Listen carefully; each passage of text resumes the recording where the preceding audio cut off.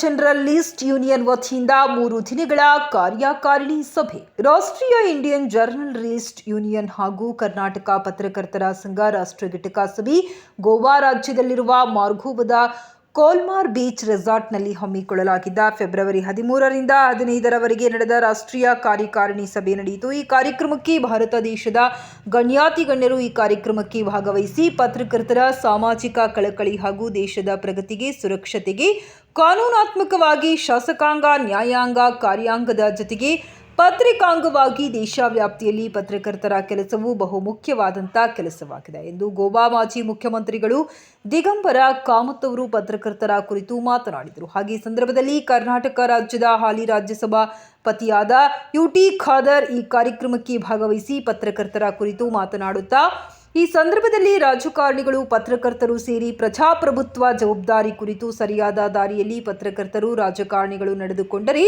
ಪ್ರಜಾಪ್ರಭುತ್ವಕ್ಕೆ ಒಳ್ಳೆಯ ಮಾರ್ಗವಾಗಿ, ಅಭಿವೃದ್ಧಿದತ್ತವಾಗಿ, ಸಂವಿಧಾನದ ಮಾರ್ಗದಲ್ಲಿ ನಡೆದರೆ ದೇಶವನ್ನು ಹಾಗೂ ಕಾನೂನಾತ್ಮಕವಾಗಿ, ಸಂವಿಧಾನಾತ್ಮಕವಾಗಿ ಸರಿಯಾಗಿ ನಡೆಯುತ್ತದೆ ಎಂದು ತಿಳಿಸಿದರು. ಈ ಸಂದರ್ಭದಲ್ಲಿ ಹಾಲಿ ಕೃಷಿ ಸಚಿವರಾದ ಈರಣ್ಣ ಕಡಾಡಿ, HBL ರಾಜ್ಯಸಭಾ ಸದಸ್ಯರು ನವದೆಹಲಿರವರು ಪತ್ರಕರ್ತರ ಕುರಿತು ಮೊದಲು ಕೇವಲ ಪತ್ರಿಕೆಗಳು ಮಾತ್ರ ಇದ್ದವು, ನಂತರ ದೃಶ್ಯ ಮಾಧ್ಯಮಗಳು ಬಂದವು, ನಂತರ ಸಾಮಾಜಿಕ ಮಾಧ್ಯಮಗಳು ಬಂದವು, ನಂತರ ಯೂಟ್ಯೂಬ್, ನಂತರ ಅನೇಕ ಮಾಧ್ಯಮಗಳು ವೈಯಕ್ತಿಕ ಮಾಧ್ಯಮವನ್ನು ಸೃಷ್ಟಿಸಿವೆ. ಇಂದಿನ ದಿನಮಾನಗಳಲ್ಲಿ ಮುಂಜಾನೆ ಪತ್ರಿಕೆ ಮಾರುವವನ ಬರುವಿಕೆಗಾಗಿ ನಾಗರಿಕರು ಕಾತರದಿಂದ ಕಾಯುತ್ತಿದ್ದ ಕಾಲವೊಂದಿತ್ತು. ಆಗ ಓದುಗರ ಸಂಖ್ಯೆ ಹೆಚ್ಚಿರುತ್ತಿತ್ತು. ಆದರೆ ಈಗ ಮೊಬೈಲ್ ಮತ್ತು ದೃಶ್ಯ ಮಾಧ್ಯಮಗಳು ಚಾಲ್ತಿಯಲ್ಲಿಲ್ಲ. ಈಗ ದೃಶ್ಯ ಮಾಧ್ಯಮಗಳು ಮತ್ತು ಸಾಮಾಜಿಕ ಜಾಲತಾಣಗಳ ಮೂಲಕ ಸುದ್ದಿಯನ್ನು ಪ್ರಕಟಿಸಲಾಗುತ್ತದೆ. उनका मैं सभी सदस्यों के ओर से स्वागत करता हूं. राज्यसभा मेंबर श्री ईरण्ण कडाड़ी साहब यहाँ पधारे हुए हैं. आप सबके ओर से उनका भी मैं हार्दिक स्वागत करता हूं. इसके साथ साथ इंडियन जर्नलिस्ट यूनियन ओडिशा से श्री सुज्ञा चौधरी जी यहाँ पर उपस्थित है. उनको भी मैं सादर प्रणाम करते हुए आप सबके ओर से उनका मैं हार्दिक स्वागत करता हूं. ऑफिस बेरर्स जम्मू से आए हुए श्री मदन सिंह जी को मैं इस समय स्वागत करता हूं.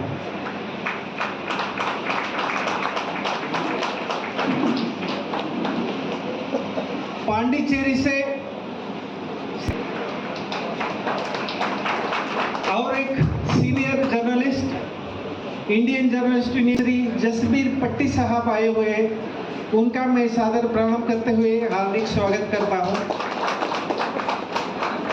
गुजरात से हमारे इंडियन, राजस्थान से डॉक्टर महेंद्र मधुप जी यहाँ पर पधारे हुए हैं. उनका मैं सादर प्रणाम करते हुए हार्दिक स्वागत करता हूं. बिहार से श्रीयुत यहाँ पधारे हैं. उनका भी मैं सादर प्रणाम करते हुए हार्दिक स्वागत करता हूँ. और बहुत दूर से उनका भी मैं सादर प्रणाम करते हुए हार्दिक स्वागत करता हूँ. और बहुत दूर पदाधिकारी उपस्थित है. कर्नाटक से भी अधिक संख्या में यहाँ पर डेलीगेट्स उपस्थित है. यहाँ लोकल गोवा के मीडिया फ्रेंड्स यहाँ पर उपस्थित है. उनका भी मैं स्वागत करता हूँ. मेरे साथी कर्नाटका पत्रकार संघ के उपाध्यक्ष सुदेश कुमार जी यहाँ पर उपस्थित है. उनका भी मैं हार्दिक स्वागत करता हूं. बहुत ही सीनियर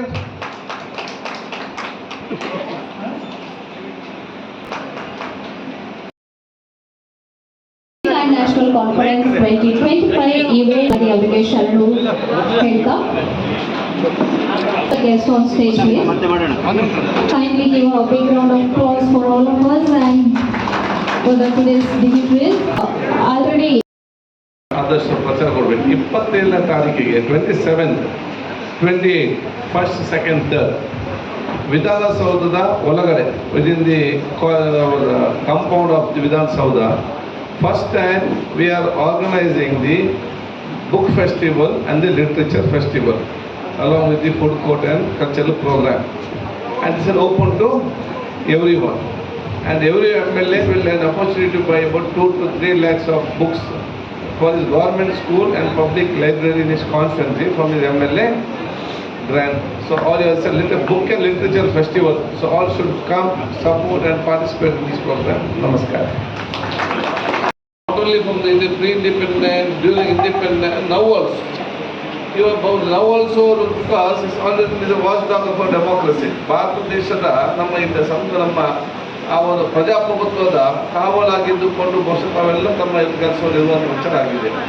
ಅದಕ್ಕಾಗಿ ನಾನು ಯಾವಾಗಲೂ ಒಂದು ಮಾತು ಹೇಳ್ತಾ ಇರ್ತೇನೆ. ಯಾಕೆಂತ ಹೇಳಿದರೆ ರಾಜಕಾರಣಿಗಳು ಮತ್ತು ಪತ್ರಕರ್ತರು ಮಿತ್ರರು ಪರಸ್ಪರ ಒಬ್ಬರೊಬ್ಬರನ್ನು ದೋಷ ಅಂತ ಕಾಪಾಡೋದಲ್ಲ.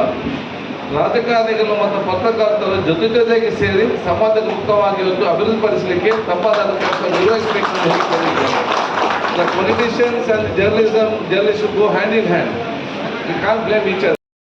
ಸಮಿತಿಯ ಸರ್ವ ಸದಸ್ಯರನ್ನು ಎಲ್ಲರ ಪರವಾಗಿ ಅಭಿನಂದನೆ ಶುಭಾಶಯ ಸಲ್ಲಿಸಲಿಕ್ಕೆ ಬಯಸ್ತೇನೆ. ಬಹುಶಃ ಕರ್ನಾಟಕಕ್ಕೂ ಮಾತ್ರ ಅಲ್ಲ, ಈ ದೇಶದ ಬೇರೆ ಬೇರೆ ರಾಜ್ಯಗಳಿಂದ ಕೂಡ ತಾವೆಲ್ಲ ಇವತ್ತು ಬಂದಿದ್ದೀರಿ.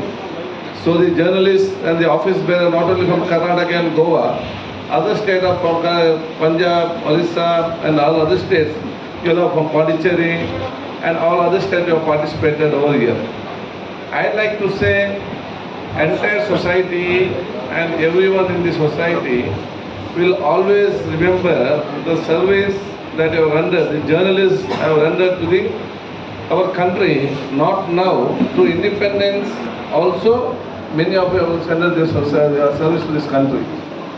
ಈ ದೇಶಕ್ಕಾಗಿ ಅವತ್ತಿಂದಲೇ ಸ್ವತಂತ್ರ ಪೂರ್ವದ ಹೋರಾಟ ಸಂದರ್ಭದಲ್ಲಿ ಇವತ್ತು ಏನಾದರೂ ಬ್ರಿಟಿಷರ ವಿರುದ್ಧ ಈ ದೇಶದಲ್ಲಿ ಸ್ವತಂತ್ರ ಹೋರಾಟ ಆಗಬೇಕು, ನಮಗೆ ಸ್ವತಂತ್ರ ಸಿಗಬೇಕು ಅಂತ ಏನಾದೊಂದು ಅವತ್ತಿನ ಯೋಜನೆ ಇದ್ದರೆ ಅದು ಪತ್ರಕರ್ತರಿಂದಲೇ ಅವತ್ತು ಪ್ರಪ್ರಥಮ ಪ್ರಾರಂಭ ಆಗಿದೆ ಅಂತ ಹೇಳಲಿಕ್ಕೆ ನಾನು ಬಯಸ್ತೇನೆ. ಸೊ ನಿಮ್ಮ ಪತ್ರಕರ್ತರಿಂದ ಬಹಳಷ್ಟು ಜನ ಸ್ವತಂತ್ರ ಹೋರಾಟಕ್ಕೆ ಭಾರತ ದೇಶದ ಸ್ವತಂತ್ರಕ್ಕಾಗಿ ಹೋರಾಡಿ ಜೀವ ಕಳ್ಕೊಂಡವರು ಕೂಡ ಇದ್ದಾರೆ. ಜೈಲಿನಲ್ಲಿದ್ದವರು ಕೂಡ ಬಹಳಷ್ಟು ಜನ ಇದ್ದಾರೆ. ಆದ ಕಾರಣ ಜರ್ನಲಿಸಮ್ ಮತ್ತು ನಿಮ್ಮ ಕೊಟ್ಟಂಥ ಕೊಡುಗೆಯನ್ನು ಈ ದೇಶದಂತೆ ಯಾರು ಕೂಡ ಇವತ್ತು ಮರೀಲಿಕ್ಕೆ ಸಾಧ್ಯವಿಲ್ಲ ಅಂತ ಹೇಳಲಿಕ್ಕೆ ನಾನು ಇವತ್ತು ಬಯಸ್ತೇನೆ.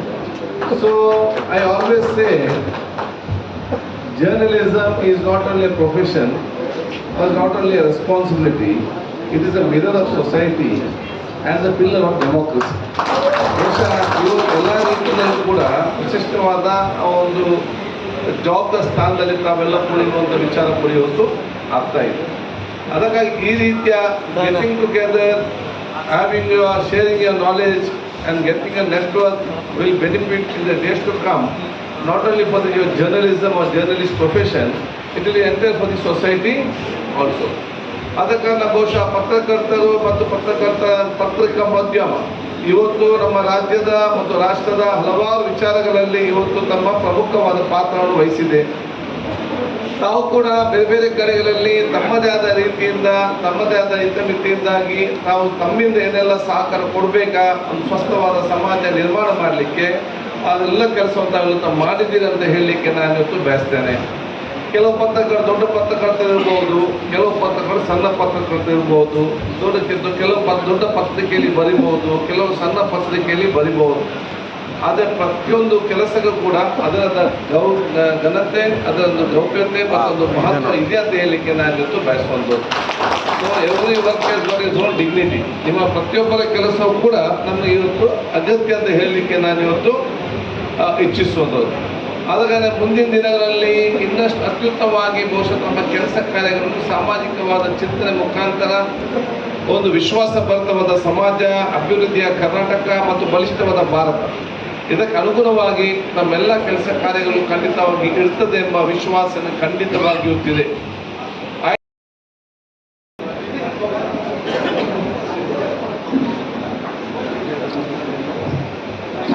We have a special fan. ಘೋಷಣೆ ಮಾಡ್ತಾರೆ. I am very sorry to say you, ಅಲ್ಲಿ ಏನು ನಿಯಮಗಳನ್ನು ಮಾಡಿದ್ದಾರೆ ಆ ನಿಯಮಗಳ ಪ್ರಕಾರ ಯಾರಿಗೂ ಅದು ಪ್ರಯೋಜನ ಆಗೋದಿಲ್ಲ, ಯಾರಿಗೂ ಪ್ರಯೋಜನ ಆಗೋದಿಲ್ಲ. ಯಾವ ಅಧಿಕಾರಿಗಳಲ್ಲಿ ಏರ್ ಕಂಡೀಷನ್ ರೂಮ್ ಒಳಗೆ ಕೂತ್ಕೊಂಡು ಫ್ರೇಮ್ ಮಾಡಿದ್ರು ನನಗೆ ಗೊತ್ತಿಲ್ಲ ನಿಯಮಗಳು. ಫೀಲ್ಡ್ ಒಳಗೆ ಬಂದು ಕೆಲಸ ಮಾಡುವವ್ರನ್ನ ಕಮಿಟಿ ಒಳಗೆ ಹಾಕಿದ್ದಿದ್ರೆ ಭಾಳ ಚಲೋ ಆಗ್ತಿತ್ತು. ಒಂದು ಅದನ್ನು ನಾವಿವತ್ತು ಮನವಿ ತಯಾರು ಮಾಡೋದಕ್ಕಾಗಲಿಲ್ಲ. ನಾವು ಒಂದು ವಿಸ್ತೃತವಾದ ಒಂದು ಮನವಿಯನ್ನು ತಯಾರು ಮಾಡಿ ತಮ್ಗೆ ಅದನ್ನು ಅರ್ಪಿಸ್ತೀವಿ. ತಾವು ದಯವಿಟ್ಟು ಅದನ್ನು ಸಮಸ್ಯೆ ಸರಿಪಡಿಸಿಕೊಡ್ಬೇಕು. ಒಂದು. ಆಮೇಲೆ ಎರಡನೇದು, ಇಂಥ ಸಮಾವೇಶಗಳು, ಈ ಸಮಾವೇಶಕ್ಕೆ ನಾವು ಯಾರಿಂದಲೂ ಏನು ಸುರೇಶ್ ತಮಗೆಲ್ಲ ಹೇಳಿರ್ಬೋದು ಅಂತ ಅನ್ಕೊತೀನಿ ನಾನು. ನಾವೇ ಒಂದು 4-5 ಜನ ಕ್ರೀಮ್ ಲೀಡರ್ಸ್ ನಾವು ಪರ್ಸ್ನಲ್ಲೇ ಖರ್ಚು ಮಾಡಿ ಮಾಡ್ತಾಯಿದ್ದೀವಿ. ಈ ಬಾರಿ ನಾನು ತಮ್ಮಲ್ಲಿ ಮೊದಲನೇ ಬಾರಿ ಸರ್ಕಾರದ ಹತ್ರ ಕೇಳ್ತಾ ಇದ್ದೀವಿ, ನಮ್ಮ ಸಮಾವೇಶಗಳು ಮಾಡಿದಾಗ ಸ್ವಲ್ಪ ಮಟ್ಟಿಗೆ ತಾವು ಅಂದರೆ ಸರ್ಕಾರ ನಮಗೆ ಸಹಾಯ ಮಾಡಬೇಕು. ಏನಾಗ್ಬಿಟ್ಟಿದೆ, ಒಂದೇ ಒಂದು ಆರ್ಗನೈಸೇಷನ್ ಅಂತಂದು ಮೊನೋಪೊಲಿ ಆಗಿಬಿಟ್ಟಿದೆ. ನಿಮಗೂ ಗೊತ್ತಿದೆ ಆ ವಿಷಯ. ಕೋಟ್ಯಾಂತರ ರೂಪಾಯಿಗಳನ್ನು ಪ್ರತಿ ವರ್ಷ ಸರ್ಕಾರ ಕೊಡ್ತೀರಿ. ಆ ಆರ್ಗನೈಸೇಷನ್ನಿಂದ ಏನು ಪತ್ರಕರ್ತರಿಗೆ ಲಾಭ ಆಗ್ತಾ ಇದೆ ಮತ್ತು ನಮ್ಮಿಂದ ಏನು ನಾವು ಮಾಡ್ತಾ ಇದ್ದೀವಿ, ಅಲ್ಲಿಂದ ಒಂದು 25 ರೂಪಾಯಿನೂ ಒಂದು ಕಾರ್ಡ್ ಬಿಟ್ಟರೆ ಬೇರೆ ಏನು ಇರೋದಿಲ್ಲ. ಬಟ್ ನಾವೇನು ಕಾರ್ಡ್ ಕೊಡ್ತೀವಿ, ಎನಿಬಡಿ ಹ್ಯಾವಿಂಗ್ ಮೈ ಕಾರ್ಡ್? ಸಾಹೇಬ್ರಿಗೆ ತೋರಿಸ್ರಿ ಸರ್. ನಾವು ಕಳೆದ 20 ವರ್ಷಗಳಿಂದ ನಮ್ಮ ಸದಸ್ಯರು ಏನದಾರಲ್ಲ, since last 20 years we are providing accidental insurance to our members. Sir, first we have started with 1 lakh rupees. Later it is increased to 2 lakh. ಆಮೇಲೆ ಕೆಲವು ವರ್ಷಗಳ ಹಿಂದೆ it is increased to 4 lakh. And today we were supposed to announce it to 5 lakh, but MOU complete ಆಗಿರಲಿಲ್ಲ, ಅದಕ್ಕೆ ಆಗಲಿಲ್ಲ. ನಾವು ಅದಕ್ಕಾಗಿ extra every year ನಾವು 500 ರೂಪೀಸ್ ಮೆಂಬರ್ಶಿಪ್ ತೊಗೊಳ್ತೀವಿ. ಅದರಲ್ಲಿ ನಾವು ಪ್ರೊವೈಡ್ ಮಾಡ್ತೀವಿ, ಬೇರೆ ಏನೂ ತೊಗೊಳ್ಳೋದಿಲ್ಲ. ಹಾಸ್ಪಿಟಲೈಸೇಷನ್ ಚಾರ್ಜ್ ಅದರಲ್ಲಿ ಆಕ್ಸಿಡೆಂಟ್ ಆಗಿ ಹಾಸ್ಪಿಟಲ್ ಅಡ್ಮಿಟ್ ಆದರೆ 20% ಅದಕ್ಕೆ ನಾವು ಖರ್ಚನ್ನು ಕೊಡ್ತೀವಿ. ಇದು not only in Karnataka, only in ಇಂಡಿಯಾದಲ್ಲೇ ನಮ್ಮ ಸಂಘ ಮಾತ್ರ ಈ ಒಂದು ಫೆಸಿಲಿಟಿಯನ್ನು ನಮ್ಮ ಪತ್ರಕರ್ತರಿಗೆ, ನಮ್ಮ ಸದಸ್ಯರಿಗೆ ಕೊಡ್ತಾ ಇದ್ದೀವಿ. I am very proud to say this. ಮತ್ತು ಇದನ್ನು ನಾವು ಬಾಯಿ ಮಾತಲ್ಲಿ ಹೇಳೋದಿಲ್ಲ. ನಮ್ಮ ಕಾರ್ಡಿನ ಹಿಂದೆ ನೀವು ನೋಡಬೇಕಿತ್ತು, ಅಲ್ಲಿ ಬರೆದಿದ್ದೀವಿ ಇದನ್ನು. ಹೈಕೋರ್ಟ್ ಜಡ್ಜ್ ಒಬ್ಬರು ನನ್ನ ಜೊತೆ ಗೆಸ್ಟ್ ಆಗಿದ್ದರು ಒಂದು ಕಾರ್ಯಕ್ರಮದಲ್ಲಿ, ಅವ್ರಿಗೆ ನಾನು ಇದನ್ನು ತೋರಿಸಿದೆ. ಅವರು ಇದು ಇದೆ, ಅವರು surprise. It is not only membership card, but it's a document ಅಂತಂದು, ಲೀಗಲ್ ಡಾಕ್ಯುಮೆಂಟ್ ಅಂತ ಹೇಳಿದರು. ಅದು ನಮಗೆ ಭಾಳ ಖುಷಿ ಆಯಿತು ಸರ್. ಇದನ್ನು ನಾವು ಕಳೆದ 20 ವರ್ಷಗಳಿಂದ ಮಾಡ್ತಾ ಇದ್ದೀವಿ. ಎರಡನೇದಾಗಿ ಸರ್, ನಾವು 8 ಜನ ಟ್ರಸ್ಟ್ಗಳು ಸೇರಿ ಒಂದು ಟ್ರಸ್ಟ್ ಮಾಡ್ಕೊಂಡಿದ್ವಿ. ಸುದೇಶ್ ಅದಕ್ಕೆ ಉಪಾಧ್ಯಕ್ಷರು, ನಾನು ಅಧ್ಯಕ್ಷ. ಆಮೇಲೆ ಬೇರೆ ಬೇರೆ ಜಿಲ್ಲೆಯಿಂದ ಒಂದಿಷ್ಟು ಜನ ಇದ್ದಾರೆ. ಇಲ್ಲಿ ಬಸವರಾಜ್ ಪುಟ್ಟಿ ಅಂತ ಒಬ್ಬರು ಬಂದಿದ್ದಾರೆ, ಅವರು ಟ್ರಸ್ಟಿ ಆಗಿದ್ದಾರೆ. ಮತ್ತೊಬ್ಬರು ವಸಂತ ಹೊಸಮನಿ ಅಂತ ಅವರು ಒಬ್ಬರು ಟ್ರಸ್ಟಿ ಆಗಿದ್ದಾರೆ ಸರ್. ಆಮೇಲೆ ಇನ್ನೊಬ್ಬರು ಮಂಜುನಾಥ್ ನಾಯ್ಕ್ ಅಂತ ಅವರು ಒಬ್ಬರು ಟ್ರಸ್ಟಿ ಆಗಿದ್ದಾರೆ. ಆಮೇಲೆ ಸರ್, ಆಮೇಲೆ ತಾವು ಆಗಲೇ ಒಂದು ನನಗೆ ಭಾಳ ಸಂತೋಷ ಆಗಿದ್ದು, ತಾವು ಮಾತಾಡಿದ್ರಲ್ಲಿ ಒಂದು ಮೇನ್ ಪಾಯಿಂಟ್, ನೀವು ಇವರು ವಿತರಕರು ಉಲ್ಲೇಖ ಮಾಡಿದ್ರಿ, ಪತ್ರಿಕೆ ವಿತರಣೆ ಮಾಡೋದ್ರ ಬಗ್ಗೆ ಉಲ್ಲೇಖ ಮಾಡಿದ್ರಿ. ನಾವು ಅದನ್ನು ಭಾಳ ಹಿಂದೆನೇ ಅದನ್ನು ಅವರಿಗೆ ಎಷ್ಟು ಪ್ರಾಧಾನ್ಯತೆ ಕೊಟ್ಟಿದ್ದೀವಿ ಅಂತಂದರೆ, ನಮ್ಮಲ್ಲಿ ವಿತರಕರ ಸಂಘದ ರಾಜ್ಯಾಧ್ಯಕ್ಷರು ಕುದ್ರಿಮೂರ್ತಿ ಅಂತ, ಗದಗದವರು ಶಂಕರ್ ಕುದ್ರಿಮೂರ್ತಿ ಅಂತ, ಅವರು ಕೂಡ ನಮ್ಮಲ್ಲಿ ಅಫಿಲಿಯೇಷನ್ ಆಗಿದ್ದಾರೆ. ನಮ್ಮ ಸಂಘದ ಒಬ್ಬ ಡೈರೆಕ್ಟರ್ಗಳಲ್ಲಿ ಅವರು ಒಬ್ಬರು ಸರ್. ಆಮೇಲೆ ನಮ್ಮ ಟ್ರಸ್ಟ್ ಏನು ಮಾಡಿದ್ದೀವಲ್ಲ ಸರ್, 8 ಜನಗಳ ಟ್ರಸ್ಟು, ನಮ್ಮದೇ ದುಡ್ಡನ್ನು, ಸ್ವಂತ ದುಡ್ಡನ್ನು ಹಾಕಿ ಅದರಲ್ಲಿ ಒಂಚೂರು ಡಿಪಾಸಿಟ್ ಮಾಡಿದ್ವಿ. ಅದರಿಂದ ಬಡ್ಡಿ ಮಾತ್ರ ನ್ಯಾಚುರಲ್ ಆಗಿ ಏನು ತೊಂದರೆಗೆ ಒಳಗಾಗ್ತಾರಲ್ಲ ಸರ್, ಈಗ ಭಾಳ ಜ್ವರ ಬಂತು ಆಯಿತು, ಶುಗರ್ ಆಯಿತು ಅಂತಂದು, ಅವಾಗ 5, 10, 20, 30 ಸಾವಿರ ರೂಪಾಯಿ ಅವರಿಗೆ ಸಹಾಯ ಮಾಡ್ತೀವಿ ಸರ್. ಸರ್ಕಾರದಿಂದ ಇನ್ನೂವರೆಗೂ ಒಂದು ನಯಾ ಪೈಸೆ ನಾವು ಏನು ಕೇಳಿಲ್ಲ, ಸಹಾಯ ತೊಗೊಂಡಿಲ್ಲ. ಇದನ್ನು ಮಾಡ್ತಾ ಇದ್ದೀವಿ. ಆಮೇಲೆ ವಿತರಕರ ಪರವಾಗಿ ಅಂತ ಅವ್ರನ್ನ ಒಬ್ಬರು 9ನೇ ಟ್ರಸ್ಟಿಯಾಗಿ ನಾವು ನೇಮಕ ಮಾಡ್ತೀವಿ ಸರ್. ವಿತರಕರಿಗೆ ಅಷ್ಟೊಂದು ನಾವು ಮಹತ್ವ ಕೊಟ್ಟಿದ್ದೀವಿ. ಆಮೇಲೆ ಭಾಳ ಸಂತೋಷ ನನಗೆ ಅನಿಸ್ತದೆ, ನಮ್ಮ ಟ್ರಸ್ಟಿಗೆ ಗೌರವಾಧ್ಯಕ್ಷರನ್ನಾಗಿ ನಮ್ಮ ನಮ್ಮ ನಾಗನೂರು ರುದ್ರಾಕ್ಷಿ ಮಠದ ಸ್ವಾಮೀಜಿಯವರು ಡಾಕ್ಟರ್ ಅಲ್ಲಂಪ್ರಭು ಮಹಾಸ್ವಾಮೀಜಿಯವರು ನಮ್ಮ ಟ್ರಸ್ಟಿಗೆ ಗೌರವಾಧ್ಯಕ್ಷರು ಸರ್. ಭಾಳ ಖುಷಿ, ಅವರ ಮಾರ್ಗದರ್ಶನದೊಳಗೆ ಕೆಲಸ ಮಾಡ್ತಾ ಇದ್ದೀವಿ. ಆಮೇಲೆ ಗದಗಿನ ತೋಟದ ಮಹಾಸ್ವಾಮೀಜಿಯವರು ನಮ್ಮ ಕರ್ನಾಟಕ ಪತ್ರಕರ್ತರ ಸಂಘದ ಗೌರವಾಧ್ಯಕ್ಷರು. ಆಮೇಲೆ ನಾವು ಮಾಡ್ತಾ ಇರೋ ಈ ಕೆಲಸಕ್ಕೆ ಸರ್ ಎಕ್ರಿಡೇಷನ್ ನಮಗೆ ಇನ್ನೂವರೆಗೂ ಸಿಕ್ಕಿಲ್ಲ. ಅಂದರೆ ಸರ್ಕಾರದಿಂದ ಎಲ್ಲ ಸಮಿತಿಗಳಲ್ಲಿ ನಮ್ಮ ಸಂಘದ ರಿಪ್ರೆಸೆಂಟೇಟಿವ್ಸ್ ಇರಬೇಕು ಸರ್. ಅದು ನಾವು ಕೆಲಸ ಮಾಡ್ತಾ ಇದ್ದೀವಿ 20 ವರ್ಷದಿಂದ. ನಾವು ಕೆಲಸ ಮಾಡಿದ್ದಕ್ಕೆ ಕೂಲಿ ಕೊಡ್ರಿ ಅಂತ ನಿಮ್ಮಲ್ಲಿ ನಾನು ಮನವಿ ಮಾಡ್ಕೊಳ್ತೀನಿ. ಇದು ನಮ್ಮದು ಅದು ನಮ್ಗೆ ಆಗಬೇಕು. ಎಲ್ಲ ಕಡೆ ನಮ್ಮ ಇದು ರಿಪ್ರೆಸೆಂಟೇಷನ್ ಬೇಕು. ಅದೊಂದು ಕೆಲಸ ತಾವು ಅಧಿಕಾರದಲ್ಲಿದ್ದೀರಿ, ತಾವು ಹೇಳಿದ್ರಿ ಭಾಳ ತಾವು ಕ್ಲೀನ್ ಹ್ಯಾಂಡೆಡ್, ಭಾಳ ಒಳ್ಳೆಯ ವ್ಯಕ್ತಿಗಳು. ತಮ್ಮ ಬಗ್ಗೆ ನಾನು ಕೇಳಿದ್ದೀನಿ, ನಾನು ಕೇಳಿದ್ದಕ್ಕಿಂತಲೂ ಹೆಚ್ಚು ಸುದೇಶ್ ನಿಮ್ಮ ಬಗ್ಗೆ ಭಾಳ ಹೇಳಿದ್ದಾರೆ, ಭಾಳ ಗೌರವದ. ಆಮೇಲೆ ತಾವು ಸಭಾಪತಿಗಳಾದ ಮೇಲೆ ಆ ಸದನಕ್ಕೆ ಒಂದು ಗೌರವ ಬಂದಿದೆ. ನಾನು ಭಾಳ ಸಂತೋಷದಿಂದ ಮತ್ತು ಭಾಳ ಪ್ರಾಮಾಣಿಕವಾಗಿ ಹೇಳ್ತೀನಿ. ನಿಮ್ಮನ್ನು ಹೊಗಳೋದಕ್ಕೆ ಈ ಮಾತನ್ನು ನಾನು ಹೇಳ್ತಾ ಇಲ್ಲ. ಸೊ ಮತ್ತೊಂದು ಮಾತನ್ನು ತಾವು ಹೇಳಿದ್ರಿ, ಅಧಿಕಾರ ಭಾಳ ದಿವಸದ್ದಲ್ಲ ಅಂತಂದ್ರೆ. ನಮ್ಮ ಕಡಾಡಿ ಸಾಹೇಬರು ಹಂಗೆ ನಿಮ್ಮಂಗನೂ ಭಾಳ ಕ್ಲೀನ್ ಹ್ಯಾಂಡೆಡ್ ಅವರು. ಬಟ್ಟೆ ಎಷ್ಟು ಬಿಡಿನೂ ಅವ್ರ ಜೀವನನೂ ಅಷ್ಟೇ ಬೆಳ್ಳಗೈತಿ ಸರ್. ಅವರು ಭಾಳ ಒಳ್ಳೆಯವರು ಕಡಾಡಿ ಸಾಹೇಬರು ಬಂದ್ದಾರೆ. ಅದಕ್ಕೆ ನಾನು ತಮ್ಮಲ್ಲಿ ಒಂದು ವಿನಂತಿ ಮಾಡ್ಕೊಳ್ತೇನೆ, ನಮ್ಮ ಸಂಘಕ್ಕೆ ಒಂದು ಅಧಿಕೃತ ಒಂದು ರಿಕಗ್ನಿಷನ್ ಬೇಕು. ಅದನ್ನು ತಾವು ಮಾಡಿಕೊಡಬೇಕು ದಯವಿಟ್ಟು.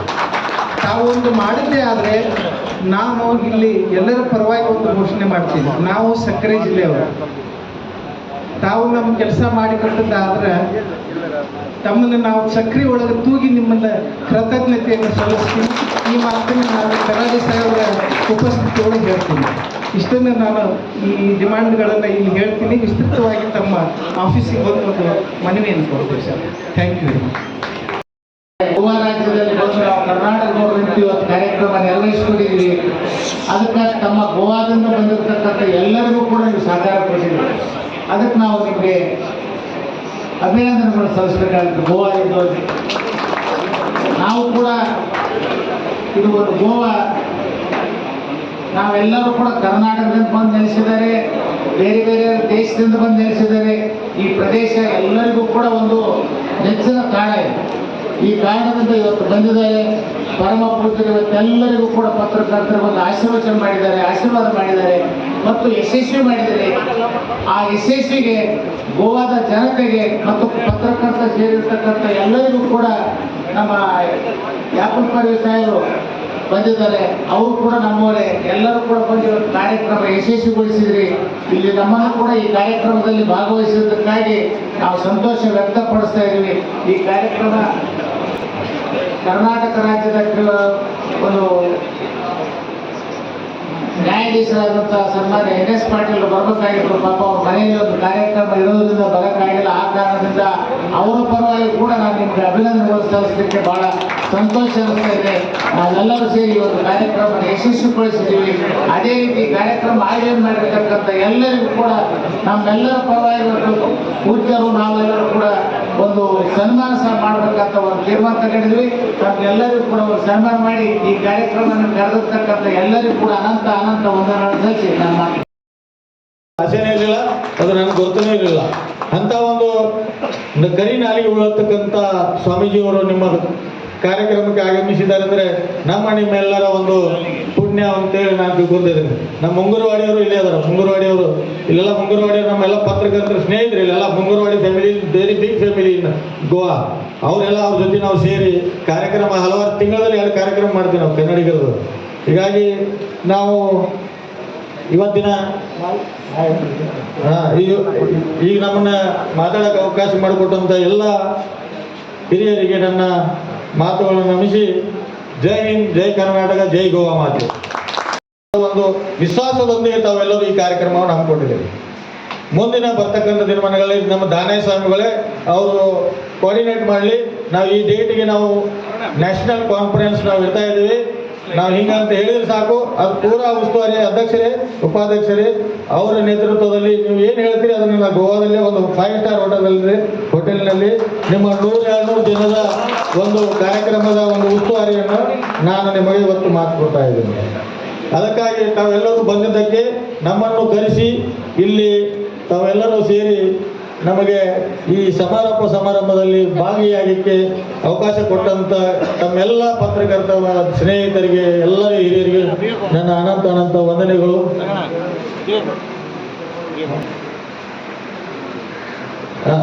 ಮತ್ತು ನೋಡ್ರಿ, ನಮ್ಮ ಸ್ವಾಮೀಜಿಯವರು, ನಮ್ಮ ವೀರಭದ್ರೇಶ್ವರ ಸ್ವಾಮೀಜಿಯವರು ಅಂಕಲಿ ಮಠ ಅಂದ್ರೆ ಅದು ನಮ್ಮ ಉತ್ತರ ಕರ್ನಾಟಕದಲ್ಲಿ ಅತಿ ಒಂದು ದೊಡ್ಡ. ನಿಮ್ಮ ಪತ್ರಿಕಾ ಮಾಧ್ಯಮಕ್ಕೆ ಒಂದು ದೊಡ್ಡ ಕೊಡುಗೆ ಮತ್ತು ಶಕ್ತಿ ಬರುತ್ತೆ ಅನ್ನೋದಕ್ಕೆ ಯಾವುದೇ ಸಂಶಯ ಇಲ್ಲ ಅನ್ನುವಂಥ ಮಾತನ್ನು ಹೇಳಬೇಕಾಗ್ತಾ ಇದೆ. ಅದಕ್ಕಾಗಿ ಒಬ್ಬ ಸುಭಾಷಿತಗಾರ ಒಂದು ಮನುಷ್ಯ ಹಾರುವುದನ್ನು ಕಲಿತಾ, ಮನುಷ್ಯ ಈಜುವುದನ್ನು ಕಲಿತಾ, ಆದರೆ ಮನುಷ್ಯ ಮಾನವೀಯ ಗುಣಗಳನ್ನು ಬೆಳೆಸಿಕೊಳ್ಳೋದು ಕಲಿಯಲ್ಲ. ಅದರಂತೆ ಇವತ್ತಿನ ದಿವಸ ನಾವು ಮಾಧ್ಯಮದವರಿಲ್ಲ ಅಂದರೆ ಇವತ್ತಿನ ದಿವಸ ಏನೆಲ್ಲ ಆಗಿ ಹೋಗ್ತಾ ಇದೆ. ಒಂದು ಸರ್ಕಾರ ಇರ್ಬೋದು, ಒಂದು ಇಲಾಖೆ ಇರ್ಬೋದು, ಒಂದು ಸಂಸ್ಥೆ ಇರ್ಬೋದು, ಇನ್ನು ಅನೇಕ ಸಂಘ ಸಂಸ್ಥೆಗಳಿದ್ದಾವೆ. ಅವುಗಳೆಲ್ಲದಕ್ಕೂ ನಿಮ್ಮ, ಯಾಕಂದರೆ ಪತ್ರಿಕೆ ಅನ್ನುವಂಥದ್ದು ಬಹಳ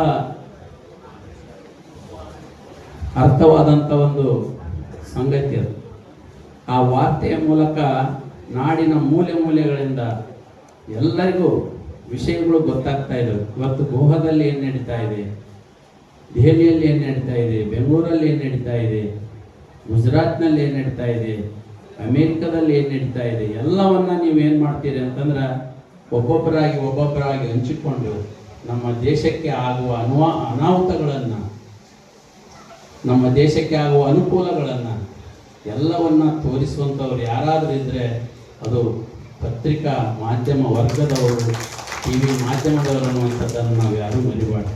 ಅದಕ್ಕಾಗಿ ಪತ್ರಿಕೆ ಮಾಧ್ಯಮದವರು ಏನು ಮಾಡಬೇಕು ಅಂತಂದ್ರೆ ಒಂದು ನಿಶ್ಚಲ ಮನಸ್ಸಿನಿಂದ ಆ ಒಂದು ಕಾರ್ಯದಲ್ಲಿ ನೀವು ನಡ್ಕೊಂಡು ಬಂದಿರಿ ಅಂತಂದ್ರೆ ನಿಮಗೆ ಆ ಪತ್ರಿಕೆಯ ಮಾಧ್ಯಮ ಆ ಒಂದು ಬಲ ನಿಮ್ಮಲ್ಲಿ ಹೆಚ್ಚಿನ ಶಕ್ತಿಯನ್ನು ನೀಡುತ್ತದೆ. ನಮ್ಮ ದೇಶದಲ್ಲಿ ಪ್ರಪ್ರಥಮವಾಗಿ ಒಬ್ಬ ಸೈನಿಕ, ಆನಂತರ ಒಬ್ಬ ರೈತ, ಆನಂತರ ಯಾರು ಅಂತಂದ್ರೆ ನಿಮ್ಮಂಥ ಒಬ್ಬ ಪತ್ರಿಕಾ ಮಾಧ್ಯಮದವರು ಅನ್ನುವಂಥದ್ದನ್ನು ನಾವು ಯಾರೂ ಮರಿಬಾರ್ದು. ಯಾಕಂದರೆ ನೀವಿದ್ದಾಗ, ಅವರಿದ್ದಾಗ ನಾವಿಲ್ಲಿಷ್ಟೆಲ್ಲ ಕುಂತು ನಾವೊಂದು ಕಾರ್ಯಕ್ರಮ ಮಾಡಲಿಕ್ಕೆ ಸಾಧ್ಯ ಅನ್ನುವಂಥ ಮಾತನ್ನು ಈ ಸಂದರ್ಭದಲ್ಲಿ ಹೇಳಿ, ಇಂಥ ಒಂದು ವಿಶ್ವ ದಾಖಲೆ ಮಟ್ಟದಲ್ಲಿ ಇನ್ನಷ್ಟು ಜನ ಸೇರಿಕೊಂಡು ಒಳ್ಳೆಯ ಒಂದು ಕಾರ್ಯಕ್ರಮವನ್ನು ನೀವು ನಡೆಸಿರಿ. ಇದಕ್ಕೆ ಸದ್ಗುರುವಿನ ಆಶೀರ್ವಾದ ಸದಾ ಇರ್ತದೆ.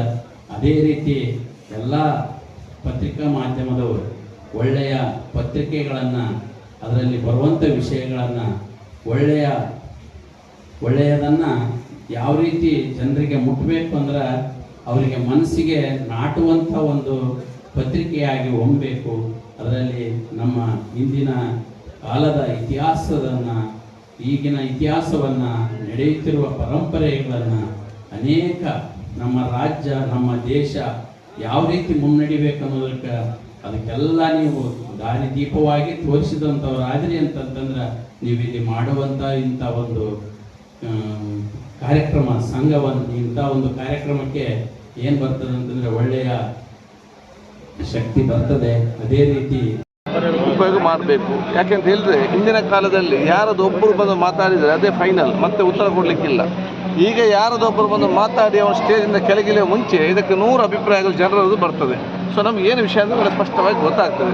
ಇದನ್ನು ಉಪಯೋಗ ಮಾಡೋ ಜವಾಬ್ದಾರಿ ನಮ್ಮೆಲ್ಲ ಜವಾಬ್ದಾರಿ ಹೇಳಲಿಕ್ಕೆ ಬಯಸಿ ಸೋಷಿಯಲ್ ಮೀಡಿಯಾದಲ್ಲಿ ಎಲ್ಲರಿಗೂ ಟ್ರಾಲಿಂದ ಮಾಡುವುದನ್ನು ಹಿಡಿದು ಅದರಲ್ಲಿ ಪ್ರಚಾರ ಮಾಡಿ ಎಲ್ಲ ಅವರವರ ಒಂದು ಕೌಶಲ್ಯದ ಅನುಭವ ಮಾಡ್ತಾ ಇದ್ದಾರೆ. ಅವರು ಶುಭಾಶಯ ಸಲ್ಲಿಸ್ತೇನೆ. ಪತ್ರಕರ್ತರ ಮೇಲೆ ಅಲ್ಲೇ इंडियन जर्नलिस्ट एसोसिएशन का programme surrounded by speakers. Level का मैं office It's really nice to see. ऐसी एक कार्यक्रम सबसे अच्छा है और जर्नलिस्ट पे हम अपडेट करना सकते हैं. सबको मालूम होता है। तो इंडियन जर्नलिस्ट यूनियन का तरफ से जो आर्ट्स किया गया आपको, जो आवेदन किया गया कि सर हम लोग का ऑल ओवर इंडिया का जर्नलिस्ट का सेम प्रॉब्लम है सर, अभी नॉर्थ ईस्ट का जर्नलिस्ट को स्पेशली आप कैसा मैसेज देना चाहते हैं सर? मैं अभी जो सभी जर्नलिस्ट उनका सेवा हमारी सोसाइटी के लिए, देश के लिए किया है। Here we continue, token of appreciation, token of gratitude. इसका क्या क्या समस्या We है, present कंसर्न ऑफिसर Honorable बात करके क्या मदद कर सकते हैं, Mr. करेंगे। Kadari, those who spoke.